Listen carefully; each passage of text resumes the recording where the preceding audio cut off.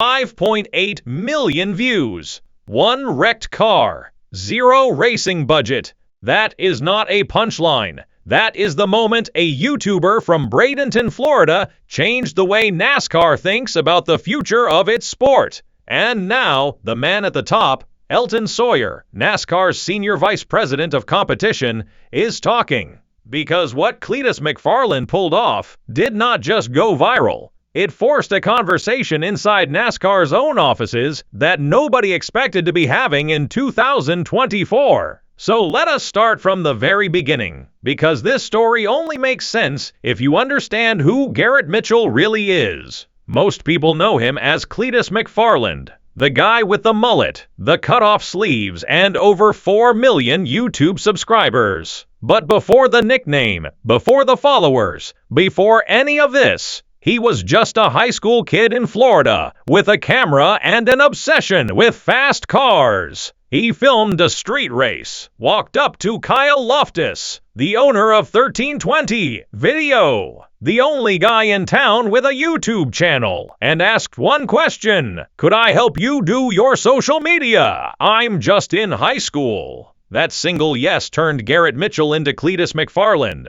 No karting academy, no million-dollar sponsorship pathway, no racing family connections, just a borrowed camera, raw content, and an audience that grew into the millions. More followers than most NASCAR Cup Series drivers could claim on their best day. Now here is where the story shifts from YouTube to the racetrack. When Cletus McFarland entered the ARCA Menard Series at Daytona International Speedway in 2024, NASCAR made one small decision that turned out to be massive. They let him bring an in-car camera. That single call changed everything.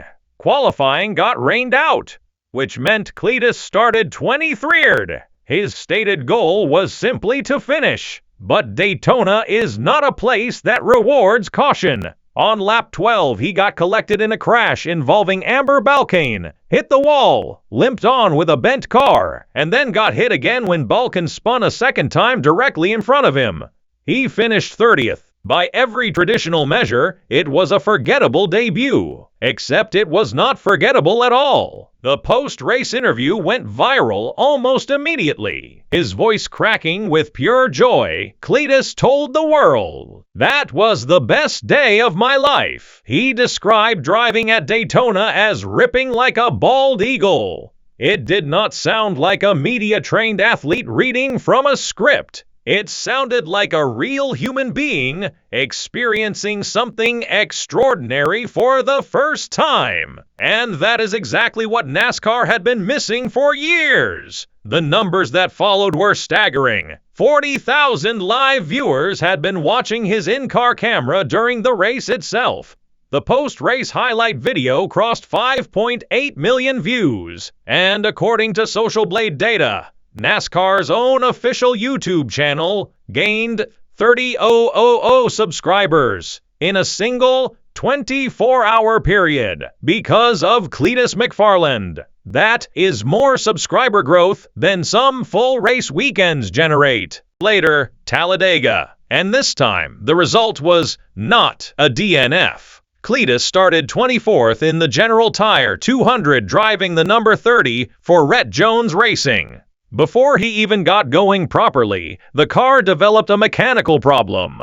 A valve spring broke on lap 5, which meant he was effectively driving most of a 200-mile superspeedway race on just 7 cylinders. His own words on the situation: about lap 5, "We broke a valve spring, and Elmore just came over here and popped the valve cover off. Obviously, you just can't change that in the race, so they told us after we pulled in, 'The valve train's rattling. Go see what it'll do.'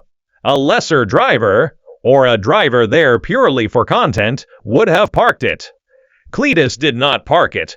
He channeled what he described as his inner Greg Biffle and stayed close enough to the lead draft to keep himself alive in the race. When a massive last lap wreck tore through the field in front of him, he made his move, zagged left, avoided the carnage, and crossed the line in 10th place. A legitimate top 10 finish at one of the most dangerous and chaotic racetracks in the world, with a mechanically compromised car in just his second ARCA start. His description of how he managed it. You know how a bald eagle flies sometimes in a group? Well, I don't think they fly in groups. You know how geese fly in groups? That's what we had to do out there. What happened outside the car after the race was equally significant. 60,000 to 100,000 fans had been watching his in-car camera live on NASCAR's YouTube page. Not the official broadcast, not the television coverage, but a raw feed from inside his car. Most of those viewers had never watched an ARCA race before in their lives. They were there for Cletus. Retired driver Max Papis came down to the pit lane, specifically to celebrate with him after the race, and put it plainly, he's just a badass race car driver that he fakes to be a YouTuber. I don't think he's the opposite. He's an amazing person outside the car, inside the car. Travis Pastrana, who had raced against Cletus in events like the Freedom 500, was equally direct. Cletus always downplays his driving skills, but he's a wheel man. He can wheel anything. But then came the friction. NASCAR denied Cletus McFarland eligibility to compete in the O'Reilly Auto Parts Series race at Talladega. The decision sent social media into a full eruption. The argument from fans was straightforward. If he had finished 10th in ARCA at Talladega, why was he being blocked from racing there again at a higher level? NASCAR's senior VP John Probst addressed the decision directly and without apology. It's not NASCAR saying no. We're just saying we want to see more first. When you look back at what we've asked other drivers to do, we're asking him to do something very similar and to show he's progressing. He's on the steep side of the learning curve. We will progress him as fast as we can, but in a very meaningful way that doesn't get him in a bad situation. Probst also addressed the elephant in the room. The followers, the sponsorship money, the clicks. If it was just about clicks and dollars, we had an easy decision with Cletus, but it's not about that. It's just making sure that we're doing right for him as a driver and as a human being, to make sure that when we say you're ready, that we feel in all our hearts that he is ready. Cletus handled the rejection the way NASCAR did not expect. He said nothing inflammatory. He accepted the process. Probst publicly called him a true professional for how he responded. And then NASCAR began doing something nobody had seen them do before. They started investing in creator-first race coverage. More in-car cameras. More digital access, more freedom for drivers to stream, post, and interact with fans directly during race weekends. The sport's own executives quietly started calling what had happened the Cletus McFarland effect, and it was becoming the internal blueprint for reaching Gen Z fans who had never watched a lap of stock car racing in their lives. Teams were reportedly beginning to factor follower count into driver scouting alongside lap times. The so-called Cletus clause, the idea that content reach and audience connection could open doors previously reserved exclusively for traditional racing credentials, was being discussed as a real competitive variable inside the sport. Fast forward to 2026, and Cletus McFarland is no longer a story about a YouTuber trying to race. He is a NASCAR driver who also happens to make YouTube videos. He earned his NASCAR Truck Series debut at Daytona, alongside three-time Cup Series champion Tony Stewart and X Games and Rallycross star Travis Pastrana. He joined Nice Motorsports with Black Rifle Coffee and Brunt Workwear as sponsors, driving the number 4 Chevrolet Silverado RST. He earned NASCAR Superspeedway clearance after a test session at Rockingham Speedway. His own assessment of where he stood going into this race versus a year ago, I feel a little more comfortable. Last year, I couldn't even get to the garage. I'm like, Where the hell is my car even at? Now, I know where to go. I know some familiar faces. I know the track, so I feel a lot better. And then there is the reason. Both Cletus and Pastrana cut their sleeves off at a media availability the day before the race. Greg Biffle, NASCAR Hall of Fame nominee, one of the sport's top 75 drivers of all time, an 18-year veteran at the highest level of stock car racing, died in a plane crash in Statesville, North Carolina, in December 2024.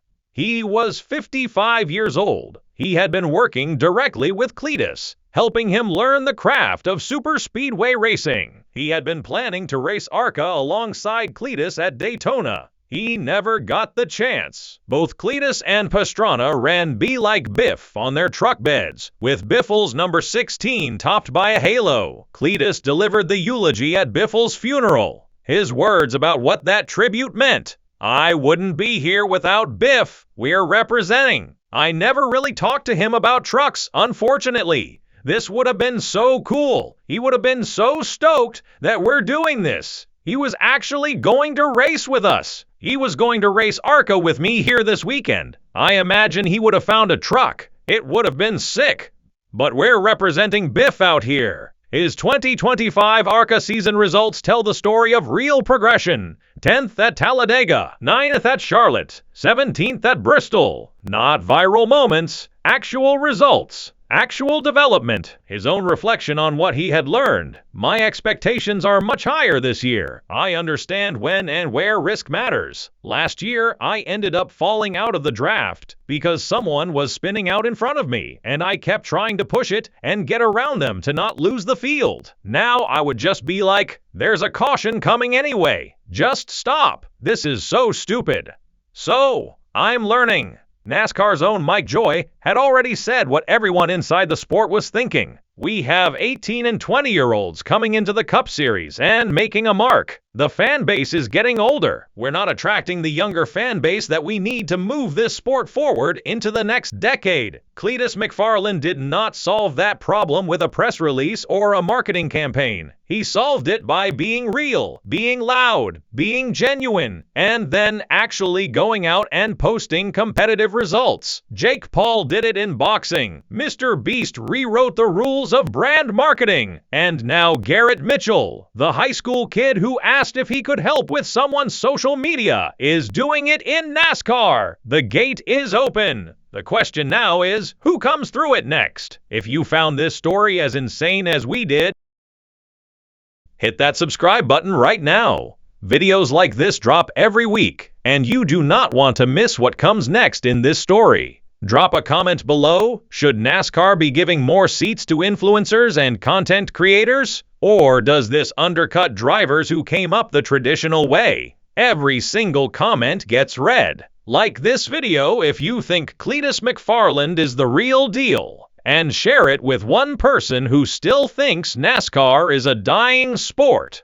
Let them watch this and then say that. The future of NASCAR is not just about horsepower anymore. It is about audience power. And that future, it is already here.